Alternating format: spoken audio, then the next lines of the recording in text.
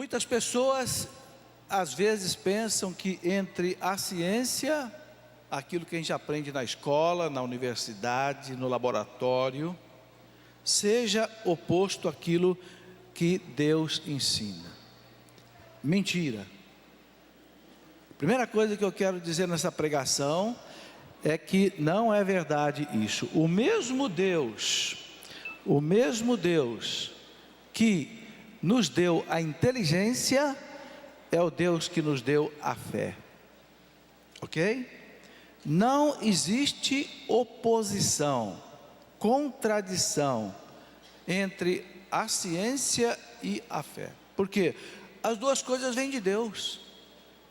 Então Deus não pode se contradizer, né? Então tem gente que tem medo de estudar muito e ficar sem fé. Não tem perigo. Quando você domina as duas coisas, tanto você vive uma vida de fé, como você vive uma vida de ciência, não tem problema. A fé não esfria a ciência e nem a ciência esfria a fé. Pode ficar tranquilo. E eu quero dar um exemplo a vocês a partir da minha própria vida. Eu nasci católico. Minha mãe, com 5 anos de idade, me ensinou a rezar o terço. E nós rezávamos o terço todo dia na nossa casa. E ao mesmo tempo eu me tornei um homem de muito estudo, porque eu sempre gostei de estudar. Eu me formei em física, eu fiz mestrado, depois eu fiz doutorado aqui no ITA, em São José dos Campos, depois eu fiz pós-doutorado na Unesp, participei de muitos congressos científicos, muitos trabalhos científicos, e nunca eu vi problema na fé, pelo contrário, porque eu também fui estudar a fé. Eu não fui estudar só física, eu fui estudar também teologia. Eu me lembro que quando eu fazia o meu doutorado aqui no ITA, em 1977, 78, 79 e 80, os 4 anos que eu fiquei aqui, eu fazia à noite um curso de teologia. Então de dia eu estudava a teoria da relatividade de Einstein, e à noite eu estudava os dogmas da fé católica. E eu nunca vi contradição nenhuma, e não existe contradição. Quando é que existe contradição? Por que nas universidades, muitos professores universitários, infelizmente, ou muitos professores de colégio, infelizmente, dizem para os alunos que a fé é obscurantismo, ou seja, a fé é alguma coisa contra a ciência, ou que nega a ciência. É porque esse professor, ele só estudou a matéria dele, ele nunca estudou religião. Então ele é como uma pessoa que só cresceu um braço, e outro braço ficou desse tamanhinho.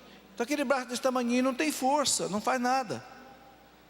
Ele tem um grande braço, o braço da ciência, que sabe história, sabe geografia, sabe física, sabe química, sabe ciência, mas o bracinho da fé ficou assim, ó. Não é a fé que é pequena, é o seu braço que é curto. O meu braço não ficou curtinho, não. O meu braço da fé ficou um braço muito grande, assim como o braço da ciência. O que disse o Papa João Paulo II, naquela encíclica maravilhosa dele, Fides et Ratio, fé e razão, ciência e fé? O que diz o Papa João Paulo II? A fé e a razão, ou seja, a ciência e a fé, são as duas asas com as quais o espírito humano alça voo para contemplar a verdade. Vocês já viram um pássaro voar com a asa só? Basta você cortar um pouquinho da asa da galinha, na é verdade, ou a asa do passarinho, que ele já não voa. Não precisa nem você arrancar a asa dele, basta você cortar um pouquinho as penas, ele já não voa. Essas pessoas que só sabem ciência são pessoas que cortaram a asa da fé, então não conseguem levantar voo para contemplar a verdade. Tem o contrário também, sabe? Tem gente que só tem a fé e corta a asa da razão, também não consegue voar. O Papa João Paulo II diz assim: nós não podemos cair nem no racionalismo e nem no fideísmo. O que é isso? Racionalismo é aquele que só cresceu a ciência. A ciência não sabe rezar uma Ave Maria, não sabe quais são os 7 sacramentos, não sabe quais são os 10 mandamentos, não sabe rezar o credo, não sabe quais são os dogmas da fé, nunca estudou nada de religião, de catecismo, só sabe ciência. Então ele é o racionalista. Para ele só existe a razão, ele só acredita naquilo que ele toca, que ele pega, que ele vê, que ele experimenta no laboratório. Se ele não puder provar no laboratório, para ele não é verdade. Ora, a fé, você não vai provar no laboratório nunca, porque não há laboratório que caiba a Deus. Como é que você quer ver Deus no laboratório? Não há laboratório que caiba a Deus. A fé vem da revelação de Deus, vem da palavra de Deus, vem do Espírito Santo de Deus. Mas então o racionalista, ele só acredita na razão. O fideísmo é aquele também que só fica na fé, tem medo da razão. Não vou estudar nada, porque senão a minha fé fica embotada. Aí ele fica fanático. O perigo do fideísmo é que leva ao fanatismo, meio cego. E o perigo do racionalismo, que ele leva a pessoa ao endurecimento do coração para Deus. Não existe oposição entre a ciência e a fé. Eu quero ler para vocês o que a igreja diz sobre isso no Concílio Vaticano II. No Concílio Vaticano II, que completou 43 anos, 44 anos, o concílio tem um documento que se chama Gaudium et Spes, alegrias e esperanças. Gaudium do latim, alegria, spes, esperança. O concílio disse assim: olha, se a pesquisa metódica em todas as ciências proceder de maneira verdadeiramente científica e segundo as leis morais, na realidade nunca será oposta à fé. Tanto as realidades profanas quanto as realidades da fé originam-se no mesmo Deus. Aquele que tenta perscrutar com humildade e perseverança os segredos das coisas, da ciência, não é?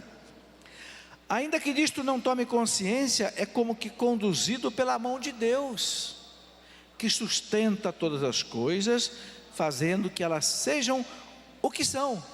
Ora, o que a igreja está dizendo? Quando o cientista se debruça no laboratório para pesquisar alguma coisa, ele está sendo como que levado pela mão de Deus. Por quê? Porque foi Deus que fez aquelas leis que ele está estudando, as leis que regem o universo, por exemplo, da cosmologia, da astronomia, as leis da biologia, as leis da física, as leis da química, foi Deus quem fez. Então não pode haver oposição.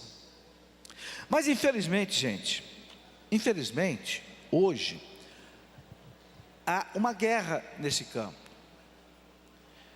Infelizmente, aqueles que não querem seguir a religião, e não querem por quê? Porque a religião é exigente. Vocês entenderam? Se eu disser para você: não, eu sou católico, eu sou cristão, opa, peraí, eu não posso fazer qualquer coisa, eu não posso me divorciar, eu não posso adulterar, eu não posso beber, eu não posso sair por aí falando palavrão, eu não posso ser pornográfico, porque eu carrego um Cristo no peito. Então, não convém ser cristão, porque ser cristão é muito exigente, a moral cristã é muito exigente. Não pecar contra a castidade, ai que coisa dolorosa. Não matar, não roubar, como? Não vou tirar meu dinheirinho lá não, naquela corrupçãozinha lá que está abrindo as portas para mim, como é que eu vou pegar? Como é que eu vou ser cristão se a lei de Deus diz não roubar? E eu lá na minha política, lá na minha empresa, eu tenho um jeitinho fácil de... não convém ser cristão, não. Tem uma piada que diz assim, né? Que Moisés ofereceu as 2 tábuas da lei com os 10 mandamentos. É uma piada, né? Mas você sabe que atrás da piada sempre tem um fundinho de verdade, né? Moisés ofereceu as tábuas da lei para os americanos. Vocês querem as 2 tábuas da lei? Aí os americanos dizem assim, mas o que está escrito aí? Está escrito aqui: não adulterar, não pecar contra a castidade, não roubar, não matar. Não quero não, leva esse negócio embora, está muito difícil. Aí ofereceu para os russos: vocês querem essas 2 tábuas aqui? O que está escrito aí?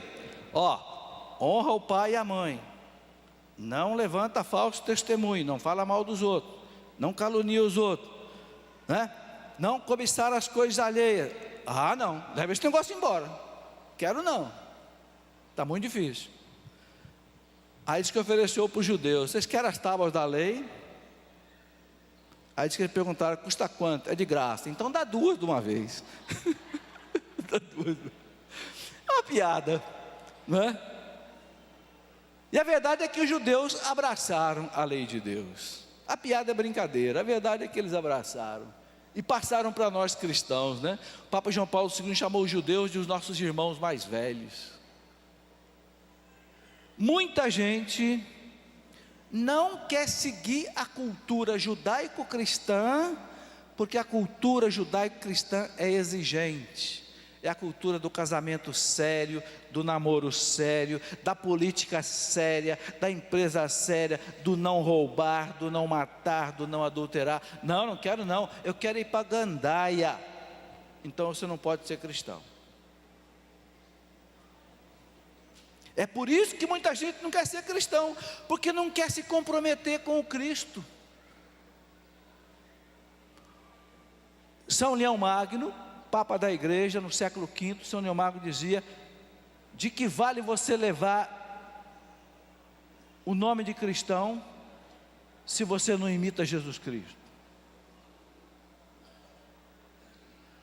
Eu vi que está atrás de um caminhão um dia. É fácil carregar a cruz no peito, o difícil é ter peito para carregar a cruz. Ter peito para carregar a cruz. A cruz é só pendurar aqui, pode ser desse tamanho, é fácil de carregar, mas ter peito para carregar a cruz, viver como Cristo quer, seguir os mandamentos da lei de Deus, isso não é fácil não. Por isso que muita gente não quer ser cristão. Aí fica lá na universidade: vocês cristãos, vocês são obscurantistas. Sabe o que quer dizer a palavra obscurantista? Você é contra a ciência. Vocês estão atrasados, vocês ainda estão lá na Idade Média.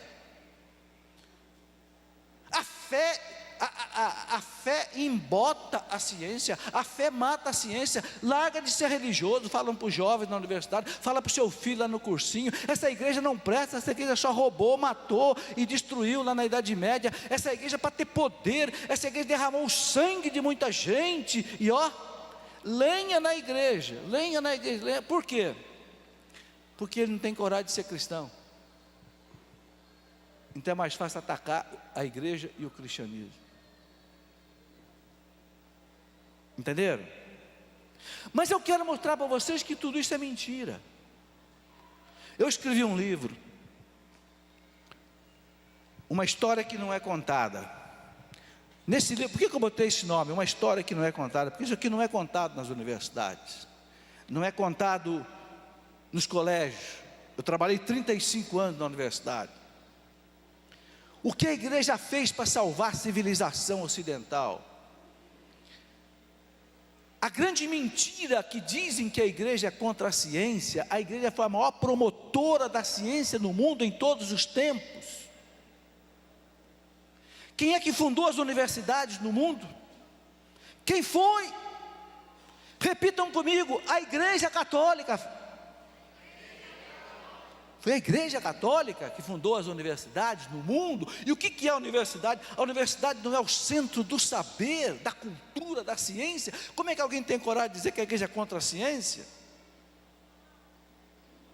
A igreja fundou a primeira universidade do mundo, foi a Universidade de Bolonha, no ano de 1100, na Itália. A igreja fundou a segunda mais antiga universidade do mundo, que existe até hoje, a Sorbonne, a Universidade de Paris. Quem é que fundou a Sorbonne? Foi o rei da França, São Luís IX, foi canonizado, aquele rei cristão. Por que a universidade chama-se Sorbonne? Porque quem fundou a universidade foi o confessor do rei, que era um padre chamado Sorbon. Então o rei pediu ao padre Sorbon, que era o confessor do rei, que ele construísse a universidade. Essa Sorbonne que está aí até hoje, cheio de gente atacando a igreja, foi fundada pela igreja. O Papa foi convidado, por exemplo, para dar aula inaugural na Universidade La Sapienza, na Itália, a maior universidade da Itália, que foi fundada pela igreja, pelo Papa Bonifácio VIII, no ano 1300 e pouco, e hoje pertence ao governo italiano, à nação italiana. Não deixaram o Papa Bento XVI ir lá dar aula inaugural, numa universidade que a igreja fundou. E aí vem dizer que a igreja é obscurantista, que a igreja é medievalista, que a igreja é atrasada, que a igreja discrimina. Discrimina são esses que não deixaram o Papa entrar na universidade, convidado pelo reitor da universidade, e não deixaram o Papa dar aula inaugural na universidade que a igreja fundou, que um Papa da igreja fundou em Roma. Obscurantistas, atrasados, maquiavélicos, são esses professores e alunos que ocuparam a reitoria da Universidade de La Sapienza e não deixaram o Papa pregar. Um Papa que é doutor 3 vezes, um Papa que tem 3 doutorados. Quem é que tem coragem de dizer que esse Papa é um Papa obscurantista? Vocês estão entendendo que é um crime, é uma maldade muito grande dizer que a igreja é contra a ciência, ou que a igreja obstrui a ciência. Nesse livro, que não é pequeno, eu mostro o que a igreja fez de ciência no mundo. As universidades, já falei, Bolonha, a Universidade de Sorbonne, La Sapienza na Itália, Coimbra em Portugal, Oxford na Inglaterra, Salamanca na Espanha. Quem é que fez? A Igreja Católica. E alguém tem coragem de dizer na universidade que a igreja é contra a ciência, contra a fé? É maldade, é um jogo para tentar destruir a igreja, para tentar mostrar para o seu filho que a igreja é atrasada, é obscurantista, é retrógrada. Mentira, a história desmente. A história desmente. Eu gostaria de ler para vocês o que alguns grandes homens da ciência disseram da fé. Grandes homens, homens que foram prêmio Nobel, por exemplo, de física, de química, de biologia, de zoologia. Alguns deles disseram, por exemplo, vou citar aqui alguns. Vocês já ouviram falar de Isaac Newton, a lei de Newton, lá da física, não é? Newton é de mais ou menos do ano de 1600 e pouco. Isaac Newton, francês, ele descobriu a lei básica da mecânica. É por causa da lei de Newton que o homem conseguiu chegar à lua. Newton diz assim: a maravilhosa disposição e harmonia do universo só pode ter origem segundo o plano de um ser, com S maiúsculo, que tudo sabe e tudo pode. Tudo sabe e tudo pode, Deus. Isto fica sendo a minha última e mais elevada descoberta, ou seja, Deus. Isaac Newton. Alexandre Volta foi aquele que descobriu a pilha, inventou a pilha que nós usamos.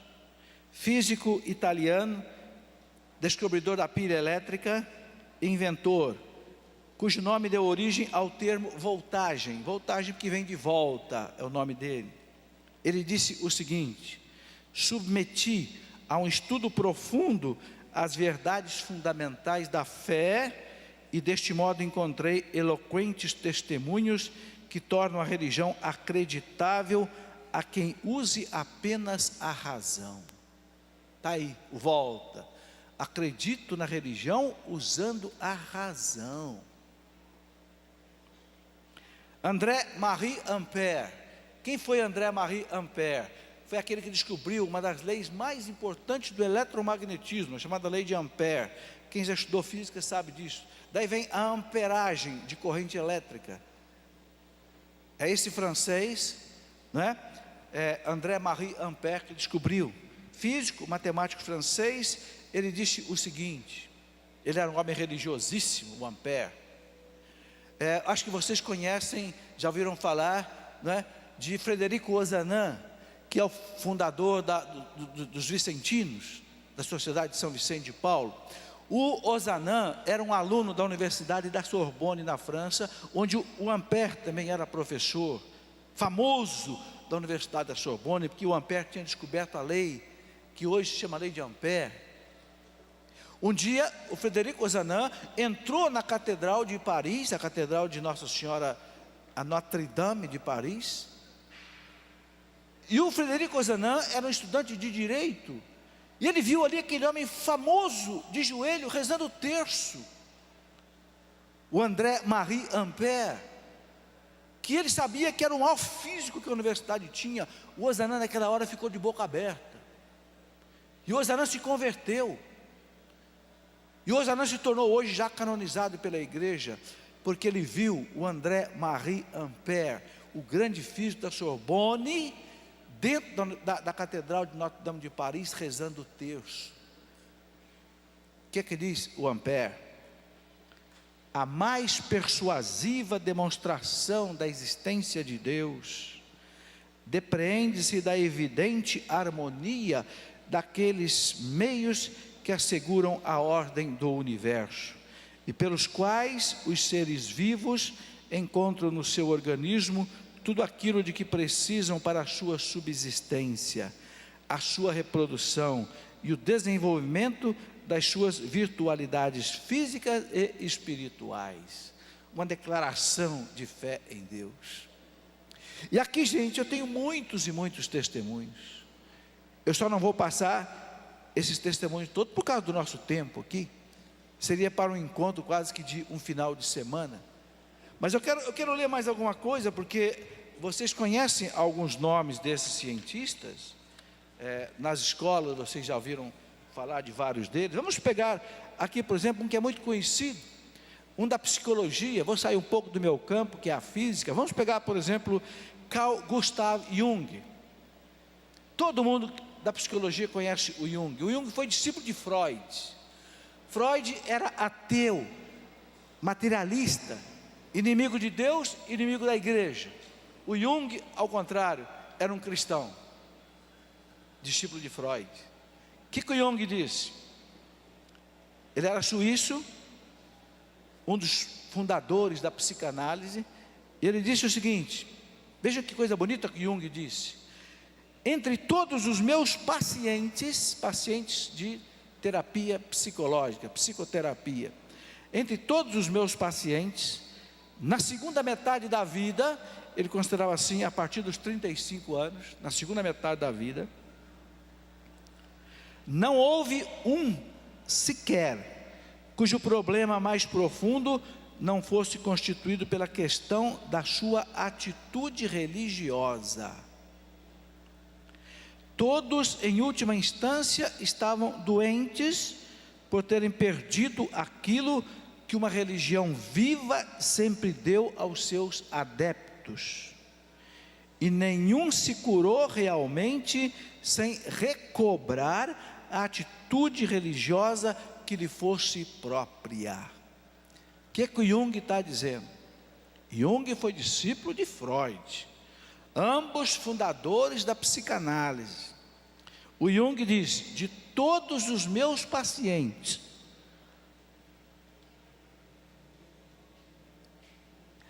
com mais de 35 anos, não teve um sequer cujo problema não fosse religioso.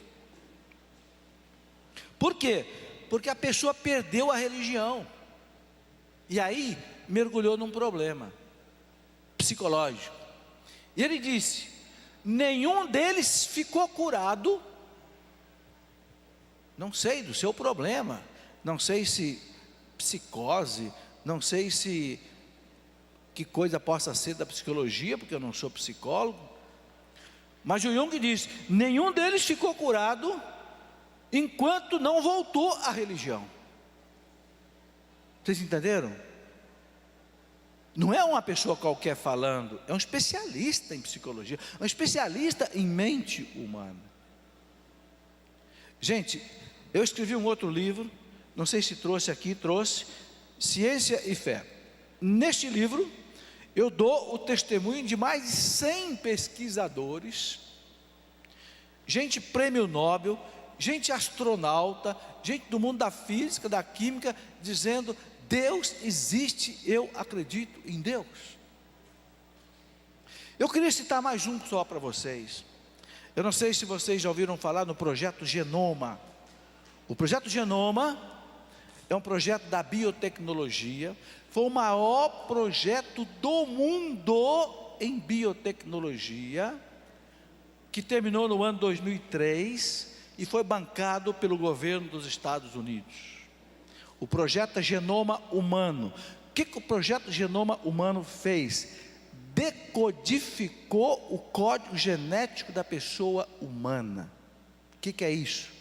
Você sabe que dentro de cada célula nossa existem os cromossomos, onde estão gravados dentro deles a nossa vida, a nossa característica humana, algo que você só enxerga num super microscópio eletrônico, que é capaz de ampliar uma célula 2 milhões de vezes. A célula que é invisível a olho nu, fica do tamanho de um boi na tela do computador. Então o cientista consegue decodificar por aí, e por processos de outras análises físico-químicas, ele consegue entender o código genético do ser humano. Foi um projeto que o governo americano precisou mobilizar cientistas do mundo inteiro e pagou para todos esses cientistas. E colocou para coordenar esse projeto um doutor em física, em química e medicina, chamado Dr. Francis Collins. Dr. Francis Collins, no ano 2003, levou o projeto para o presidente Bill Clinton. E o presidente Bill Clinton pediu que o Francis Collins escrevesse o discurso que ele, como presidente, devia ler sobre a importância do projeto Genoma para o mundo. E o Dr. Francis Collins, coordenador do projeto, escreveu essa frase: hoje a humanidade conhece um pouco melhor o mistério da criação de Deus. Quando ele escreveu Deus no discurso, os assessores do presidente queriam que ele tirasse a palavra. Não, tira Deus daí. Porque hoje vocês sabem que o mundo hoje quer banir Deus da sociedade, né? Quer tirar crucifixo, quer tirar tudo que é sagrado. Vamos entregar o mundo para o diabo, mas não vamos entregar para Deus. Aí o Francis Collins, que é um homem católico, disse: se tirarem a palavra Deus, eu não escrevo mais nada, e não participo nem deste discurso. E o presidente Bill Clinton disse: então deixe como está. E o presidente Bill Clinton, quando fez o discurso do projeto Genoma, ele disse: hoje a humanidade conhece um pouco mais o mistério da criação de Deus. Vejam a importância de um cientista cristão católico. Dobrou até o presidente dos Estados Unidos da América, a maior autoridade do mundo, pelo menos em termos de poder econômico nas mãos. E esse homem escreveu um livro, né? Já foi traduzido aqui no Brasil. Esse livro dele, um livro de fé, né? Um livro de fé, a linguagem de Deus. E o que ele diz nesse livro? Entre muitas coisas maravilhosas que o Dr. Francis Collins diz, a maior autoridade em biotecnologia do mundo. O que esse homem diz? Para mim, a opção mais irracional que existe é o ateísmo. Gente, o homem mais competente no mundo em biotecnologia, a ciência da vida, ele disse: para mim, a opção mais irracional, mais burra que existe é o ateísmo. É a pessoa dizer que Deus não existe. Como que Deus não existe? Se a ciência inteira prova a verdade de Deus. E olha, gente, algumas pessoas me perguntam assim: mas como é que você, como físico, como matemático, como pesquisador, como é que você consegue conciliar na sua cabeça teologia e física e matemática com tanta facilidade? Eu digo: meu amigo, só não concilia as duas coisas quem não entende das duas coisas. O problema é que a pessoa ou só entende de fé, ou só entende de ciência. Mas se ele entender das duas, não tem oposição. Vocês entenderam? Então, a igreja tem que se defender contra esta acusação mentirosa que fazem nas escolas, fazem nos colégios, fazem nas universidades, acusando a igreja de ser inimiga de Deus, da ciência.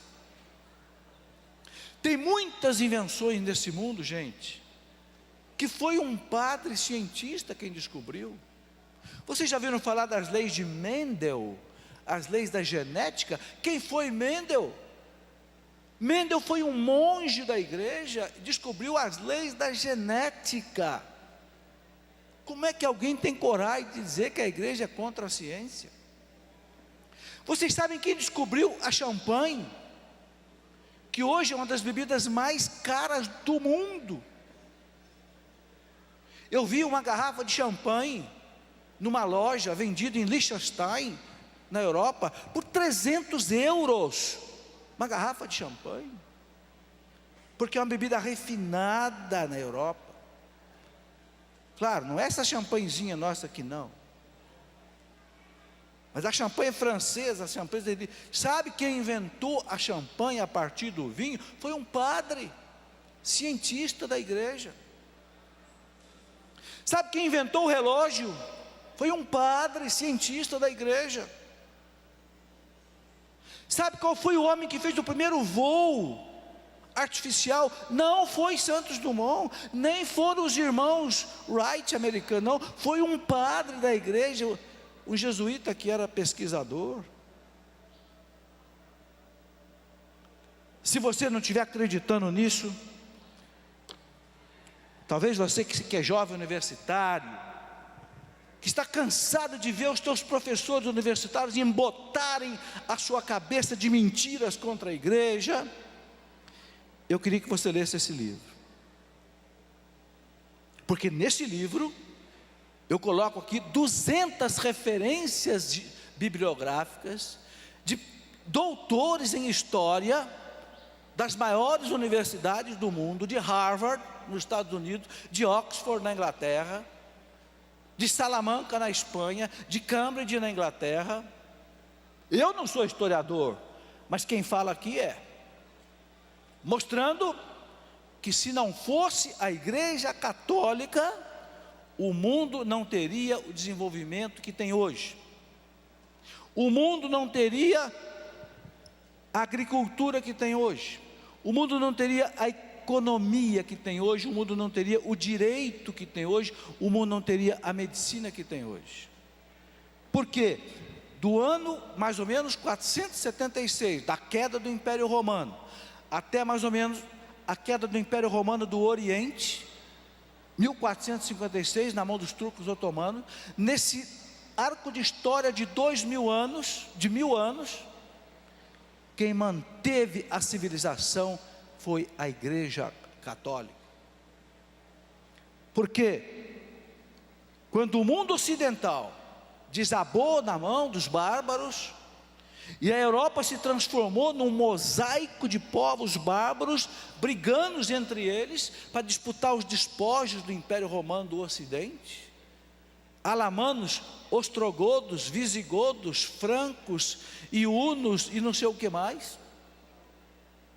A única instituição que ficou de pé na Europa foi a Santa Igreja Católica, e ninguém mais. O próprio imperador, vocês sabem, já tinha transferido a sede do Império Romano, Constantino, de Roma para Bizâncio, lá na Grécia, hoje lá na Turquia, hoje é a chamada Istambul de hoje, a antiga Constantinopla. Quem é que segurou a civilização ocidental, toda a Europa nas mãos, foi a igreja, porque a igreja tinha o Papa, porque a igreja tinha os bispos, porque a igreja tinha os mosteiros, principalmente os beneditinos. A igreja então conservou todo o patrimônio cultural da literatura clássica greco-romana, que os bárbaros iam destruir tudo. Essa história não é contada para o seu filho na escola. Na escola só é contado, só é mostrado os erros da igreja, os defeitos dos filhos da igreja, mas ninguém conta para os seus filhos que quem salvou a civilização ocidental foi a igreja. E se alguém que estiver me ouvindo quiser dizer para mim, como alguém um dia disse: você não é historiador, você é físico, você não tem autoridade em falar de história. Então, se por acaso você, jovem universitário, esteja pensando isso, porque a tua cabeça está envenenada por seus professores, então eu quero pedir a você que leia o livro de alguém que é uma autoridade em história, Dr. Thomas Woods, que é PhD em História pela Universidade de Harvard dos Estados Unidos, e que escreveu um livro que, traduzido para o português, tem esse título: Como a Igreja Salvou a Civilização Ocidental. Em inglês, How the Catholic Church Built the Western Civilization. Eu não sou uma autoridade em história, não sou historiador, não sou pesquisador de história, mas eu não sou burro e eu sei ler. Eu pude ler mais de 200 livros dessas coisas todas. Eu tive em Boston, nos Estados Unidos, procurando livros lá nas livrarias de Boston, nos Estados Unidos, para poder escrever todas essas coisas. Porque eu também não quero enganar ninguém. Eu quero, como diz o caipira daqui de São Paulo, eu quero matar a cobra, eu quero mostrar o pau. Eu quero dizer uma verdade, mas eu quero provar com a citação de quem disse. Tudo, porque eu não aceito que cuspam na minha mãe igreja, e mintam contra a igreja, e coloquem para os jovens principalmente uma imagem falsa, mentirosa sobre a igreja, porque a igreja é aquela que o Cristo deixou para salvar o mundo, é o corpo místico de Cristo. Nós temos que conhecer essa igreja, amar essa igreja, defender essa igreja, porque é a igreja que vai salvar cada um de nós e vai levar cada um de nós para o céu, para viver eternamente com Deus. Então, meus irmãos, terminando, é mentira que a igreja seja obscurantista, seja contra a ciência. O que a igreja não aceita? A igreja não aceita a ciência que é usada de maneira imoral. Isso a igreja não aceita. A igreja não aceita que você faça uma pílula do dia seguinte para que a menina viva um ato sexual e depois aborte a criança sem saber até que abortou. Isso a igreja não aceita. E porque a igreja não aceita, querem sufocar a igreja, dizer que a igreja é contra a ciência. A igreja não é contra a ciência, a igreja é contra o mau uso da ciência. Vocês já viram a igreja falar que é contra o avião, que é contra o computador, que é contra o celular? Você não viu a igreja falar isso nunca, e a igreja nunca vai falar isso, porque estão sendo usados de maneira correta. Mas, meu irmão querido, quando você usa a ciência para matar, a igreja não pode concordar. Quando você quer fazer aborto, eutanásia e destruir embriões que são seres humanos, a igreja tem que dizer não, não a esta ciência. A igreja não está dizendo não à ciência, a igreja está dizendo não ao mau uso da ciência, ao uso imoral da ciência. É isso que a igreja tem que dizer. E por que o mundo quer viver nessa imoralidade? E por que o mundo quer aprovar o aborto, quer aprovar a eutanásia, quer aprovar a destruição de embriões? Então esse mundo quer destruir a igreja. Porque a igreja hoje é a única instituição que ficou de pé diante de toda esta avalanche de imoralidade. Os nossos bispos têm coragem de dizer não. Não, a igreja não pode aceitar isso. E o que está acontecendo aqui na nossa América Latina? O seu Hugo Chávez na Venezuela brigou com os bispos e fundou uma igreja católica reformada, que não tem nada mais de católica. O seu Rafael Correia no Equador, que está de briga com os bispos também, porque ele quer aprovar uma constituição que aprova o aborto, que aprova o casamento de homossexuais, e os bispos estão dizendo lá no Equador, não. Então o senhor Rafael Correia está de briga contra a igreja na Inglaterra, no Equador. Meus irmãos, nós somos igreja. Nós temos que estar do lado da igreja. É fácil carregar um crucifixo no peito, mas o mais difícil e mais importante é ter peito para carregar esse crucifixo. Quem não tiver coragem de defender aquilo que Jesus Cristo defende, quem não tiver coragem de defender aquilo que a igreja defende, por favor, tira o teu crucifixo do peito, ponha ele na gaveta, é mais coerente. Mas eu sei que vocês são corajosos, porque vocês têm o Espírito Santo dentro de vocês. Amém. Deus seja louvado.